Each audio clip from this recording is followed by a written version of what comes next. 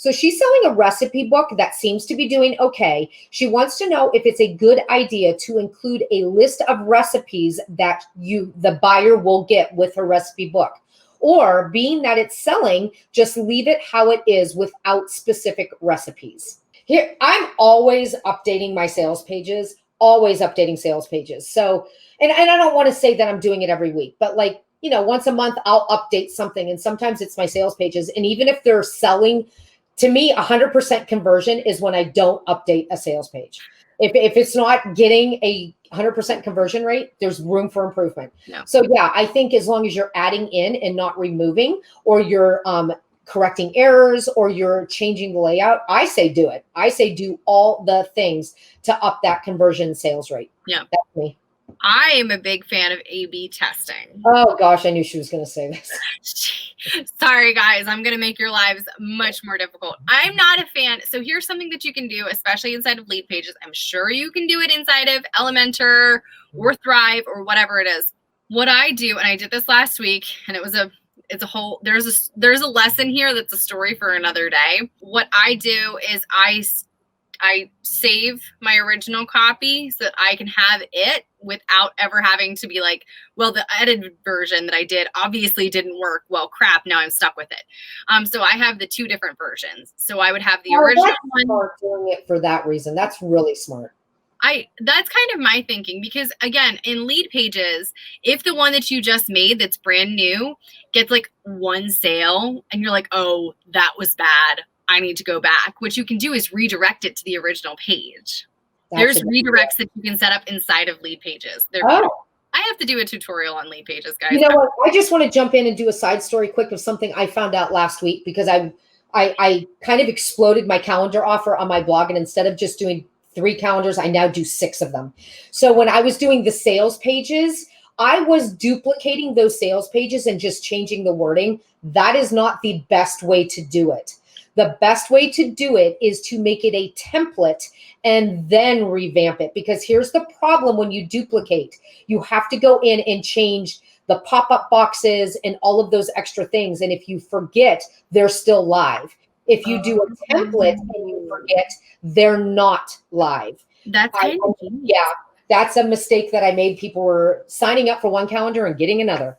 So yeah, that's just a tip for my lead page people. Duplicate saves you a ton of time, but template makes it a blank. It's just the bones of it. All the links are blank. They're not usable links, whereas you duplicate, the links are live. It's almost faster. Honestly, it's almost faster to do the template side. So you just share it as a template and then click, I agree to use this template, and then you're good to go. I love that. I'm down for that. I don't always share tips with you. I'm so excited.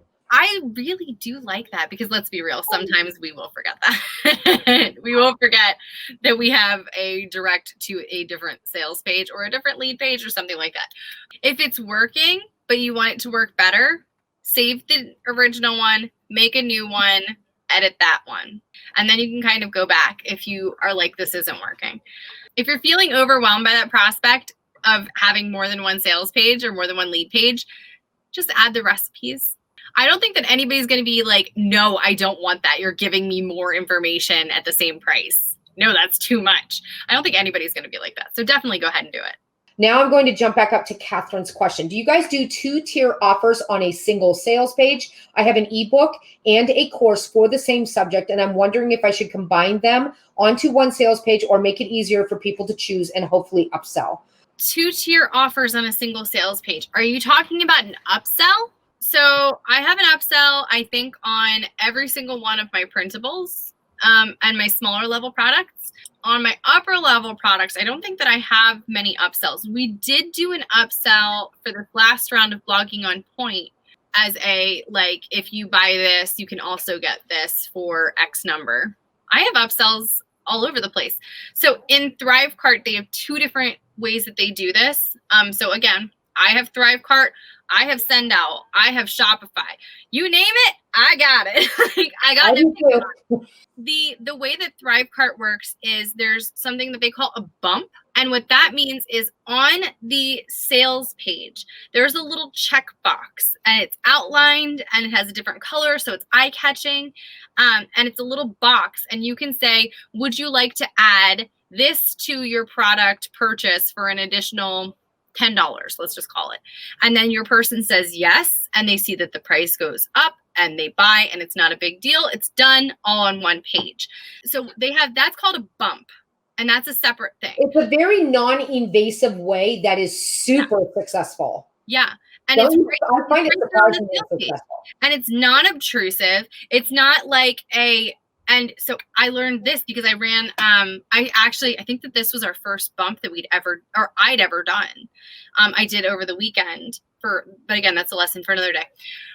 And there's an option when you go to add a bump, you can have it automatically checked or not automatically checked. I chose not because I figured there's going to be people who didn't realize that it was checked and they added it.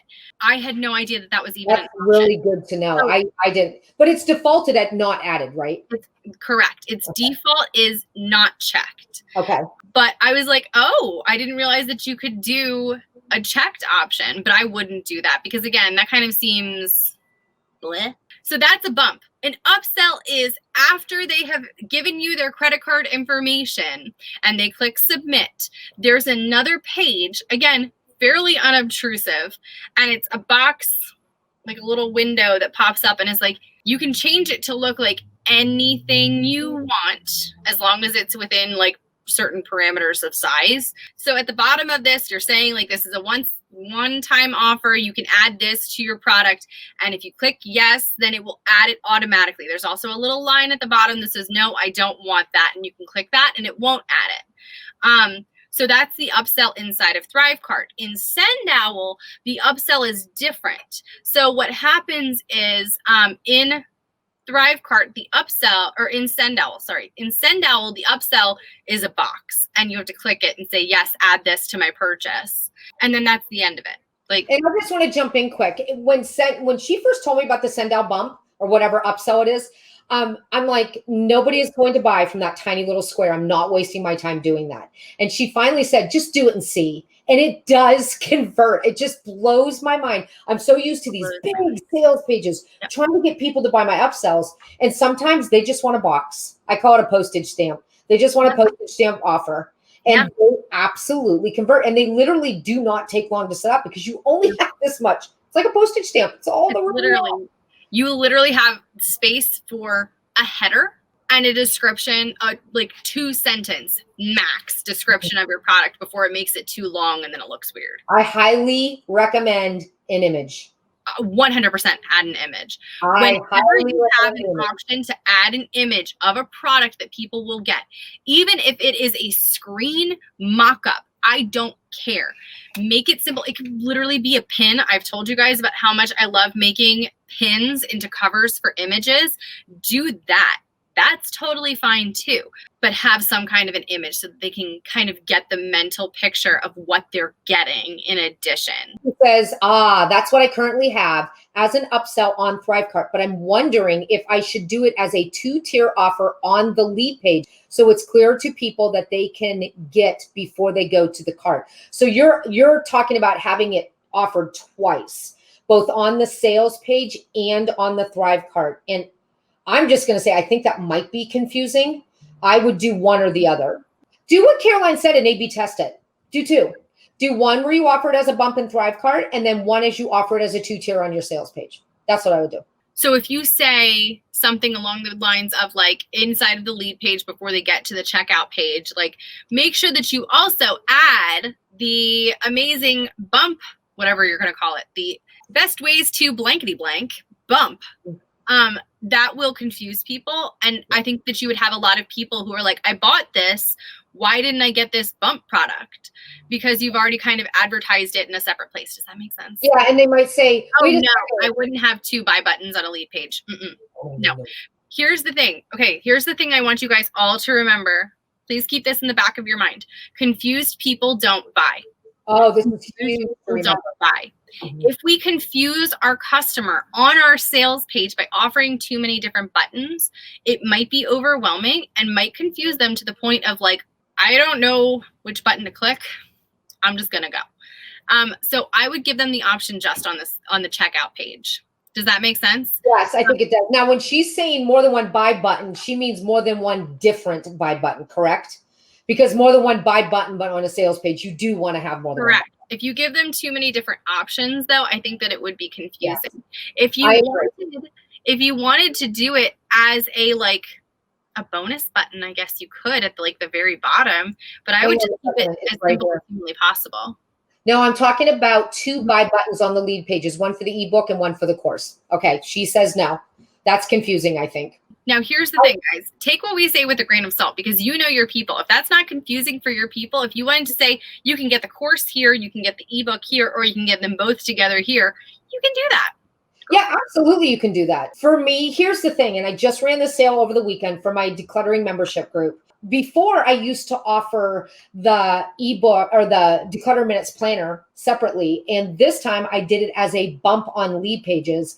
And I sold, oh my gosh, I think it was 15. I told Caroline it was 10, but I do think it was 15 people bought the add-on ebook. So the bumps really do convert so much better than before. So here's the thing, Catherine, if it's working as a bump, let it work as a bump. If it's not working as a bump, then I would do it as a combined offer, but do what Caroline says and make a A/B testing of it and just see how it works. Do an A/B testing. I think Catherine has lead pages. Just do an A/B testing in there and see how it works. I mean, I would do that either way. I would A/B test it because if you're asking a question, then this is something you want to know the answer to. And the only way to know the answer is to see how your people respond to both options. Try a lot of, even with strategy, we both have friends who are very, very high level bloggers. And the more that we get up there in those kinds of high level blogger conversations, which by the way, one of my favorite things to say to people is I love being the dumbest person in a room. I love being the smallest income earner in the room because that way I have the most space to learn. I'm telling you, I love that. But one of the things that I'm learning is that even people who are making multiple 6, we're talking $700,000 years. $700,000 years. I can't even wrap my head around that number. I can't wait. I can't wait. Cannot wait. We have massive mindsets this year.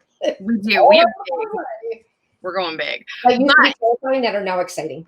It's really exciting. Okay, but the thing that I'm learning about this is even at that level, they're still throwing spaghetti, but it's not I don't know what's gonna work. It's we're gonna try something. I haven't done this before.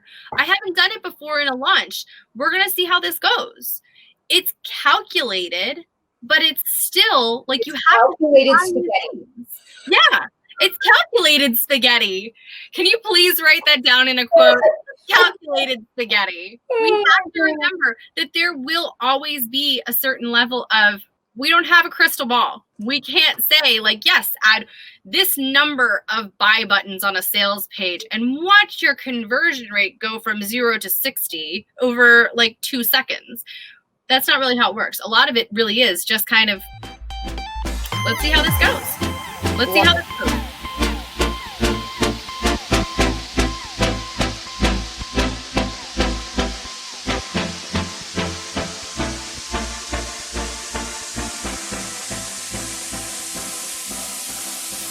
Yeah.